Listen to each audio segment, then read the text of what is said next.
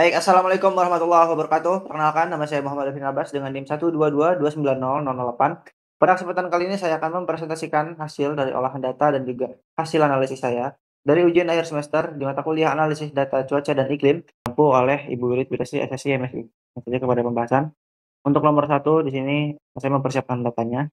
Ada dua data di sini. Yang pertama di sebelah kiri yaitu ada Pulau Kalimantan, di mana saya sebagai kelompok 3 itu diberi kesempatan untuk mengkaji di bagian Pulau Kalimantan secara menyeluruh gitu. Di mana data yang saya ambil itu rentangnya secara bujur 108,1 sampai 116,6 bujur timur, dan juga untuk lintangnya 7 derajat lintang utara sampai 4,5 lintang selatan. Kemudian yang di sebelah kanan itu, untuk perlu nomor 2 di mana perlu titik lokasi yang lebih kecil lagi, yaitu Kabupaten Kuburaya di provinsi di Kalimantan Baratnya.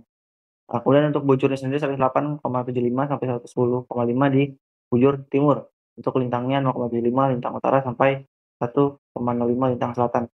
Gambarnya bisa dilihat di bawah ini. Jadi, di provinsi Kalimantan Barat, provinsi paling barat, dan juga di kabupaten yang paling baratnya. Untuk datanya saya, mmm, ambil gitu dari ERDDAP, yaitu data CHERF, versi 02, yaitu precipitation, curah hujan, kurang lebih begitu. Untuk, tahunnya dari 1981 sampai tahun, 2020. Untuk linknya bisa diakses di link ini, yang di bawah kanan. Oke, selanjutnya yaitu masuk ke analisis temporal transformasi wavelet.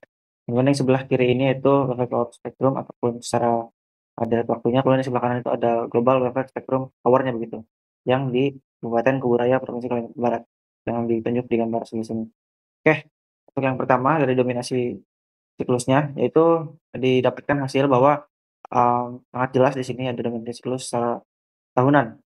Yang artinya apa? Jadi di transformasi wavelet ini menunjukkan puncak energi gitu ya, pada periode kurang lebih selama 1 tahun. Menunjukkan ada variabilitas musiman atau annual cycle yang cukup dominan di daerah, Kabupaten Kuburaya.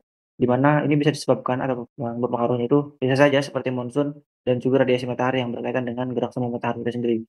Jadi untuk siklus tahunan ini terkait dengan dinamika yang ada di monsun dan sirkulasi atmosfer global di wilayah tropis seperti Indonesia.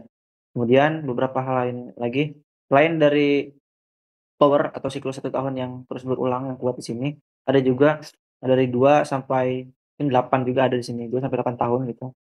Cuma di 2 sampai 4 tahun di sini ada di sebelah sini, tahun 1997 dan tahun 2010-an begitu. Ini ada juga variabilitasnya gitu, itu ada peningkatan energi pada periode, 2 sampai 4 tahun ini. Terutama tadi yang tahun 1990-an dan juga tahun 2000-an, 10-an ini. Ya diduga ini saya duga ada pengaruhnya dari fenomena ENSO begitu. Seperti yang kita ketahui yang di tahun 1980-an itu kan terjadi La Nina dan juga El Nino gitu, kemudian di 2010 juga terjadi La Nina gitu. Kemudian apa dampaknya terhadap, kubu raya itu mungkin seperti yang kita ketahui jika dampak dari ENSO itu sendiri, El Nino itu menyebabkan, penurunan hujan gitu atau defisit dari curah hujan, dan juga dari La Nina itu dapat meningkatkan curah hujan di kubu raya gitu. Jadi ketika terjadi La Nina maka, presipitasi yang sampai di deretan kubu raya itu meningkat gitu. Jadi, ya itu, ada dominasi siklus tahunan dan juga ada mungkin dari 2 sampai 4 tahun yang ada tapi tidak terlalu signifikan gitu, tapi ada. Bisa dilihat dari power spectrum. Oke, selanjutnya itu untuk masuk nomor 3 itu analisis spesial dari Principal Component Analysis atau PCA.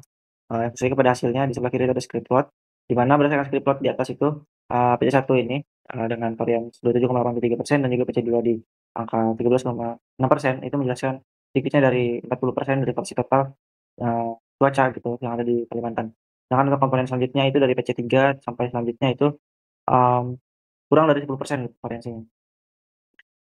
Jadi hanya PC1 dan PC2 saja yang saya analisis lebih lanjut karena kontribusinya yang cukup signifikan di sini, sementara untuk komponen lain itu kurang dominan gitu, dan menunjukkan kurang dari 10% tadi.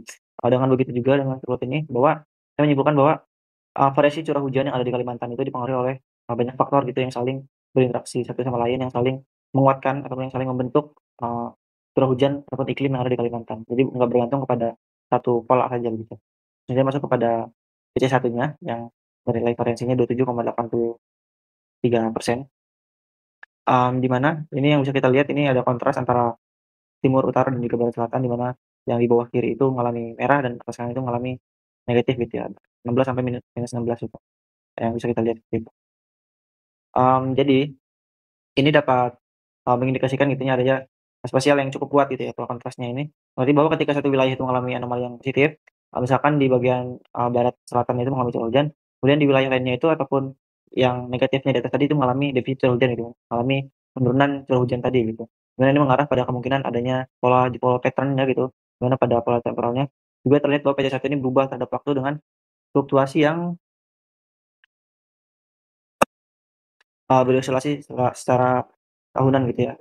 Jadi ketika nilai time series PC1 ini positif, maka wilayah barat dan selatan itu akan cenderung mengalami kondisi lebih, basah atau hangat gitu, begitu juga sebaliknya begitu ya. Jadi kontras antara utara, timur, dan juga barat, selatan.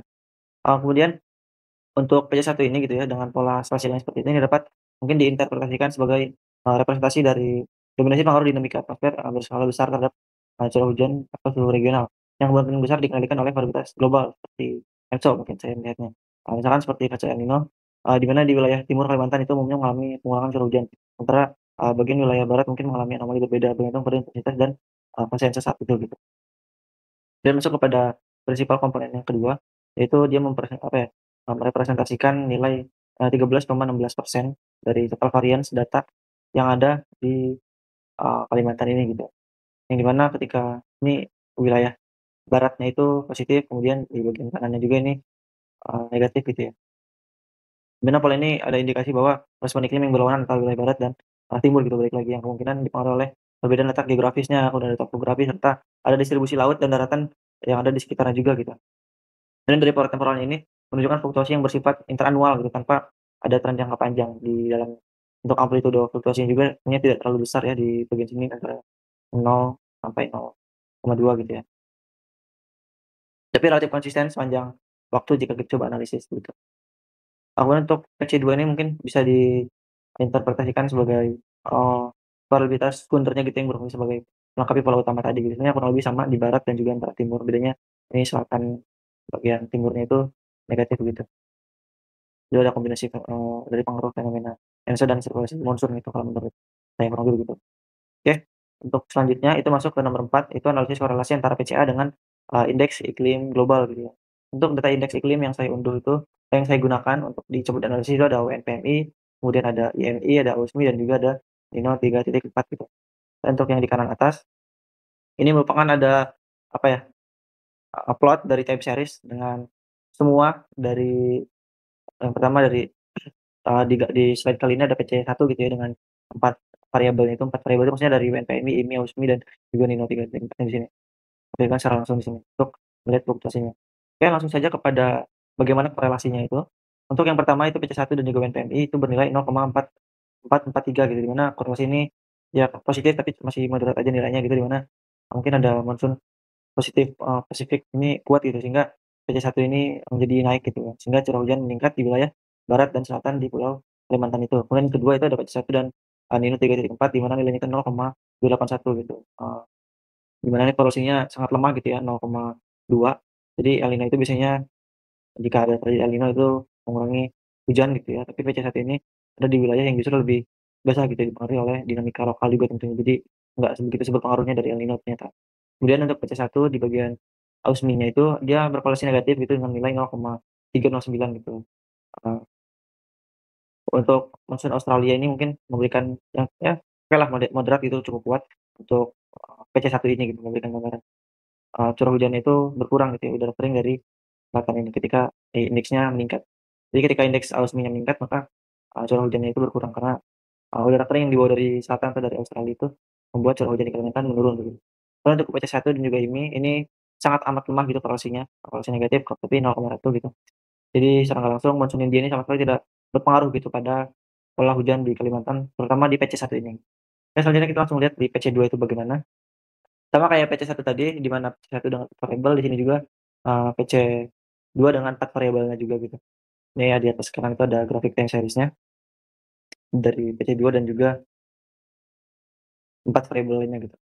Oke, langsung saja kepada korelasinya. Untuk yang pertama dari PC2 dan juga WNPMI, ini korelasinya 0 gitu, jadi tidak ada pengaruh yang, signifikan gitu antara monsoon Pasifik dan juga dari PC2 karena dilihat sebaran datanya ini cukup random gitu ya, jadi tidak ada korelasi sama sekali yang kita dapatkan. Dari PC2 dan juga Smith. Kemudian untuk yang kedua itu dari PC2 dan juga Nino 3.4 gitu. Ini sama saja kayak sebelumnya berkorelasi lemah positif gitu. Jadi antara PC1 dan PC2 ini, mmm, tidak, amat dipengaruhi secara mendalam oleh Nino tidak tidak Nino 3.4 gitu. Jadi El Nino ini, mungkin, picu anomali hujan lokal saja gitu di daerah timur ataupun selatan di Kalimantan, jadi tidak amat signifikan untuk berpengaruhnya. Tapi untuk PC2 dan juga Osmi ini, di mana korelasinya itu sangat amat, eee, kecil juga gitu di angka -0,5 jadi -5. Di mana monsoon Australia ini ya mengurangi hujan di daerah timur Kalimantan sesuai dengan pola yang ada di PC2 ini gitu. Jadi ketika Osminya terjadi, ya 0,2% korelasinya maka yang di bawah itu akan mengalami defisit curah hujan gitu. Dan yang terakhir ada PC2 dengan IMI, itu bernilai ya kecil juga korelasinya, eee, kecil gitu di mana mungkin oh ya koreksi ini ya, sebenarnya koreksinya ini, korelasinya ini bukan, -1 tapi karena kan korelasi kan dari -1 sampai 1 jadi -0,1 ini korelasinya negatif dan juga kecil jadi tidak ada pengaruh yang signifikan dari IMI dan juga kepada PC2 ini. Oke, untuk nomor terakhir yaitu komposisi dari curah hujan bulanannya berdasarkan hasil ENSO gitu ya. Saya langsung tampilkan 3 grafiknya itu ketika komposisi curah hujan itu ketika terjadi La Nina, kemudian terjadi netral dan juga terjadi, El Nino gitu. Sebagai gambaran dulu itu ketika terjadi La Nina maka curah hujannya itu, akan mengalami surplus gitu, akan meningkat, kemudian ketika netral, ya sudah memang seperti itu mungkin tidak ada pengaruh dari ENSO-nya. Kemudian dari ketika El Nino maka curah hujannya akan ditekan gitu, akan mengalami defisit atau penurunan curah hujan.